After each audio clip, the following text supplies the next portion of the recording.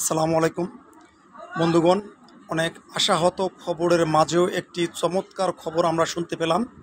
সেই খবরটি হচ্ছে মাফিয়া হাসিনার মেয়ে পুতুলকে বিশ্ব স্বাস্থ্য সংস্থার থেকে অনির্দিষ্টকালের জন্য অবসরে পাঠিয়েছে। যাই হোক, অনেক দিন আগে এই কাজটি করা দরকার ছিল, তারপরেও বিশ্ব স্বাস্থ্য সংস্থা যে তাকে অবসরের জন্য পাঠিয়েছে, এটা খুবই তাৎপর্যপূর্ণ এবং খুবই গুরুত্বপূর্ণ।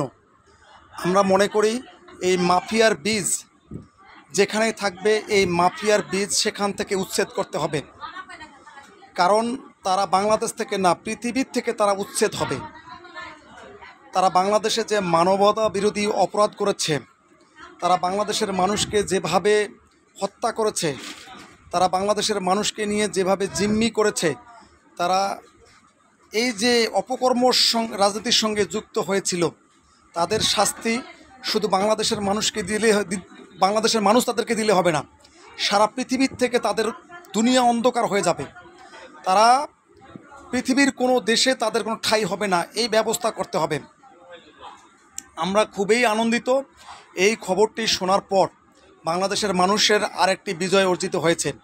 এই বৈষম্যর কারণে আজকে বাংলাদেশের মানুষ নতুন দেশ পেয়েছে। সেই নতুন দেশ থেকে বিশ্ব স্বাস্থ্য সংস্থাকে আমরা প্রাণ ঢালা অভিনন্দন জানাচ্ছি। এই মাফিয়ার বীজ, এই মাফিয়ারা যে জায়গায় থাকবে, এই মাফিয়ারা যেখানেই থাকবে, তাদের পৃথিবী ছোট হয়ে যাবে। তাদের পৃথিবীকে ছোট করে দিতে হবে। তাদের দৌরত্ব পৃথিবীর কোনো দেশে থাকবে না। ইতিমধ্যে আপনারা জেনেছেন বিবিসির সংবাদ মাধ্যমে মাফিয়া হাসিনা কিভাবে ছাত্র জনতাকে গুলি করার নির্দেশ দিয়েছিল, ওপেন ক্লিন করার নির্দেশ দিয়েছিল। সেই দায় থেকে সে রেহাই পাবে না। মানবতা বিরোধী অপরাধের দায়ে তার অভিযুক্ত হয়েছে, বিচারিক কার্যক্রম চলতেছে।